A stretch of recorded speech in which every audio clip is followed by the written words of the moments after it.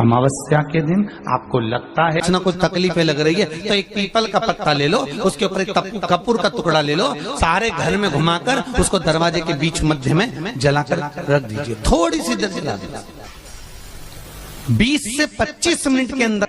स्वयं गुरु बाबा कहते हैं, राम सुनो, यदि कोई आरती में पूजन में घर में एक कपूर का टुकड़ा आरती के बाद में जब समर्पित करेगा तो उसको अश्वमेध यज्ञ का पुण्य प्राप्त हो जाएगा। अश्वमेध यज्ञ के पुण्य को पाने के लिए कपूर का टुकड़ा आज भी आरती में जलाया जाएगा, आज भी। एक कपूर का टुकड़ा सुख का, इसीलिए हमारे यहाँ शास्त्र कहता है महाराज, जब आपको घर में अगर ऐसा लगने लगे कि 15 दिन से बहुत बेचैनी है, बहुत दुख तकलीफ लग रही है, कोई ना कोई बीमार पड़ रहा है, कुछ ना कुछ तकलीफें लग रही है, तो एक पीपल का पत्ता ले लो, उसके ऊपर एक कपूर का टुकड़ा ले लो, सारे घर में घुमाकर उसको दरवाजे के बीच मध्य में जलाकर रख दीजिए। थोड़ी सी देर जला दीजिए, 20 से 25 मिनट के अंदर मकान में एनर्जी वापस आ जाएगी, उस भवन में एनर्जी वापस प्राप्त हो जाएगी। अमावस्या के दिन आपको लगता है कि हमारे पूर्वजों का उद्धार नहीं हुआ, हमारे पूर्वजों का कल्याण नहीं हुआ, कहीं अधोगति में कोई चला गया है, उसका बस एक बार, रोज नहीं जरूरत है, प्रतिदिन जरूरत ही नहीं, महीने में एक बार अगर अमावस्या के दिन भी आपने चंदन के थोड़ा सा चंदन अगर मेरे देवाधिदेव महादेव को 7 स्थान पर समर्पित किया है। अशोक यहाँ पर वर्णन कर रही है, मैना, धन्य और कला की कथा कर रही है। तीनों ने सनकादि ऋषियों से मांगा। चंदन भगवान को अति प्रिय होता है और चंदन ही एक ऐसा होता है जो पितरों को भी प्रिय होता है, जिसका स्पर्श मात्र लगने से पूर्वजों का कल्याण हो जाता है। वो चंदन का 7 स्थान शिवलिंग के बताए हैं, जहां पर भूल से भी अगर कोई चंदन की उंगलियां लगा देता है, 7 स्थान ऐसे हैं जहां चंदन की मात्र उंगलियां लगा देने से ही शिव पितृलोक के पितरों को मुक्ति प्रदान करके वैकुंठ लोक का निवास दे देते हैं। 7 स्थान।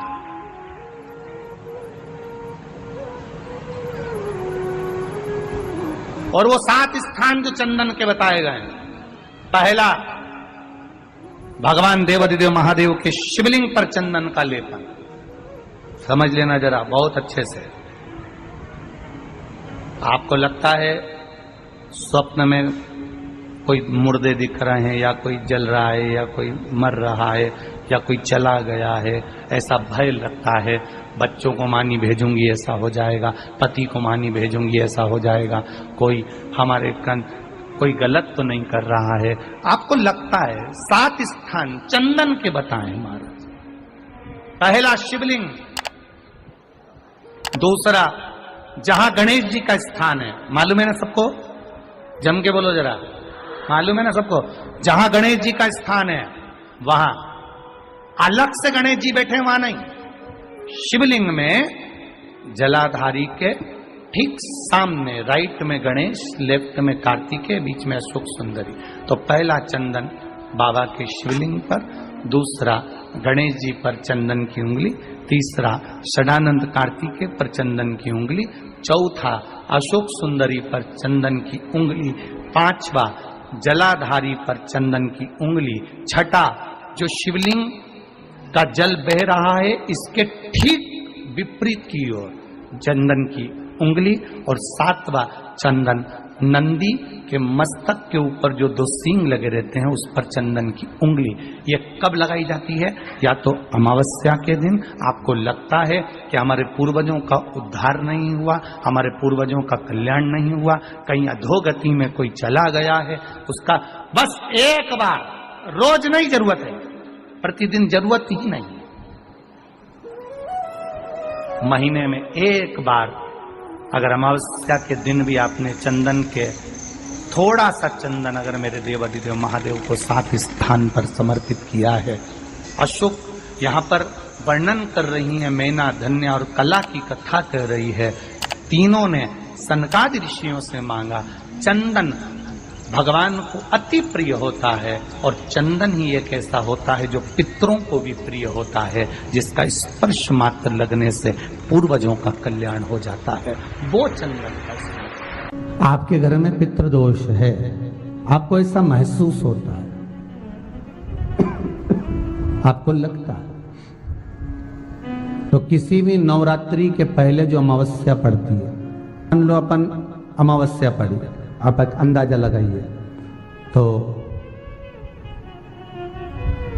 जिस दिन अमावस्या रहे उस दिन चावल की कटोरी में एक कपूर का टुकड़ा रख दीजिए महाराज, छोटा सा, और कपूर का टुकड़ा रखकर उस कपूर को दरवाजे के बाहर कटोरी में ही, चावल रखी हुई कटोरी में ही उसको पितरों का स्मरण कर कर जला दीजिए। और जलाने के बाद उस चावल को कहीं भी किसी भी वृक्ष की छांव में पक्षियों के लिए डाल दीजिए। शिव महापुराण की कथा कहती है, अगर मान लो पितृ आपको कष्ट दे रहे हैं, पितृ आपको तकलीफ दे रहे हैं, कोई काम नहीं होने दे रहे हैं, या कहीं आपको ऐसा लगता है कि पितरों का दोष है, तो वो पितृदोष देवी, अब ये जो आप करेंगे ये कब कर रहे हैं? अमावस्या के दिन आप उसको रख रहे हैं। अमावस्या के दिन उसको रखकर रात भर आपने रखा कपूर के साथ में, सुबह एकम पड़ गई, नवरात्रि लग गई, उसी दिन उसको जलाकर आपने पटक दिया। अर्थात उससे देवी और पितृ इन दोनों का आशीर्वाद जो प्राप्त होता है, तो घर में से पितृदोष समाप्त होकर लक्ष्मी की वृद्धि प्रारंभ हो जाती है, कार्य में सिद्धता आ जाती है। मान लो अगर पितृदोष है तो करो, नहीं है बड़ी अलमस्ती से रहो, तो ये पितृदोष का स्मरण। तो यहाँ शास्त्र कह रहा है कि पितरों का जो लोक होता है, पितर जो लोक होता है, उस पितृलोक में 64 योगिनियां प्रवेश नहीं करती। शिव महापुराण कर रही है, शंकर की कथा कर रही है। एक छोटा सा उपाय अवश्य करिएगा। मान लो आपको लग रहा है कि आपके घर में पितृदोष है, आपको ऐसा महसूस होता है, अमावस्या पड़ती है, चावल की कटोरी में एक कपूर का टुकड़ा रख दीजिए महाराज, छोटा सा, और कपूर का टुकड़ा रखकर उस कपूर को दरवाजे के बाहर कटोरी में ही, चावल रखी हुई कटोरी में ही उसको पितरों का स्मरण कर कर जला दीजिए।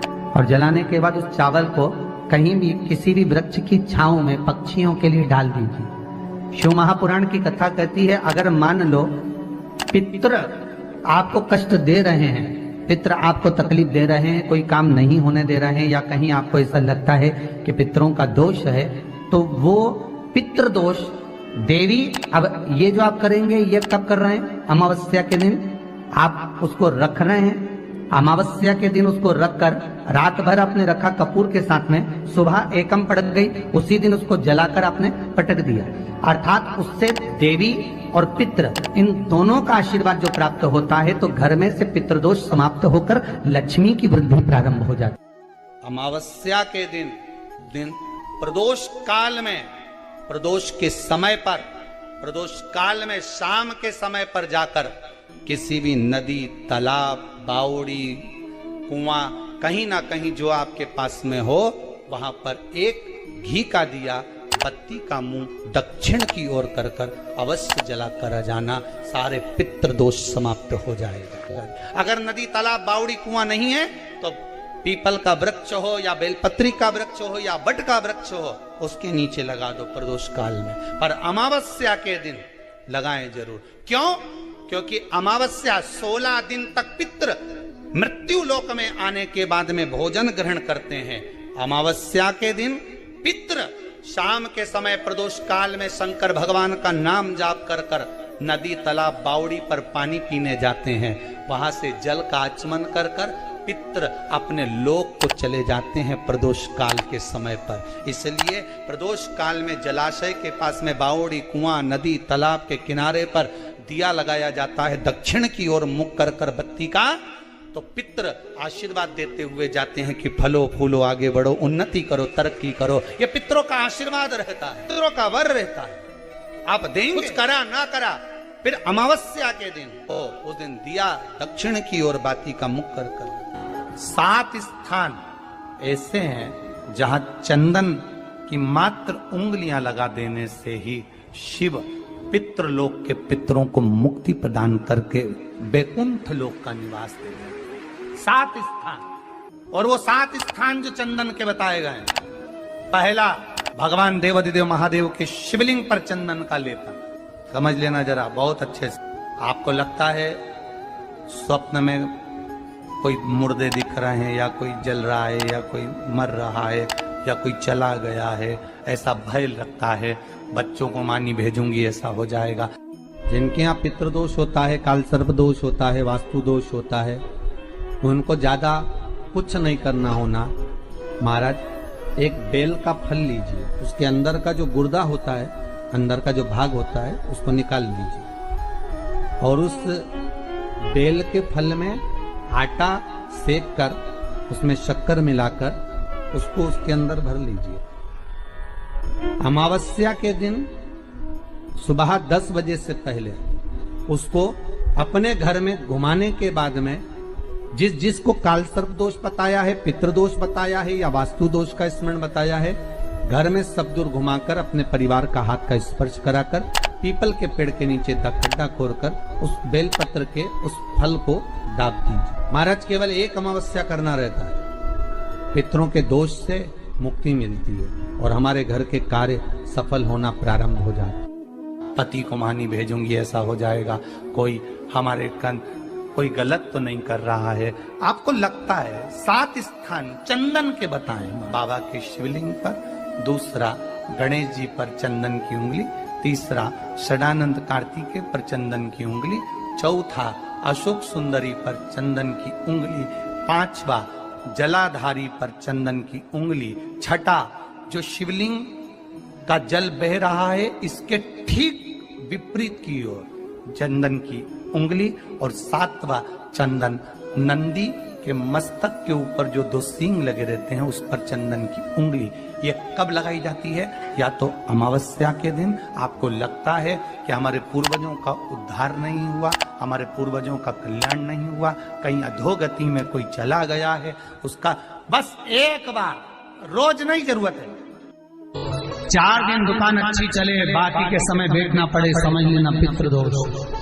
घर में बच्चे चिड़चिड़े हो जाए, गलत संगति में डूब जाए, समझ लो चिड़चिड़ हो रहे हैं, पितृदोष। घर के बच्चे माता पिता का आदर ना करें, सम्मान ना करें, तेज आवाज में बात करें, समझ लो पितृदोष। पितृदोष मालूम पड़े। और इतने से भी अगर आप नहीं समझ सकते, परिवार का कोई एक व्यक्ति जब भोजन करने बैठे तब उसकी थाली में बाल आए, भले वो होटल में खाए तो भी बाल आ जाए, वो कहीं खाना खा रहा है तो बाल आ जाए।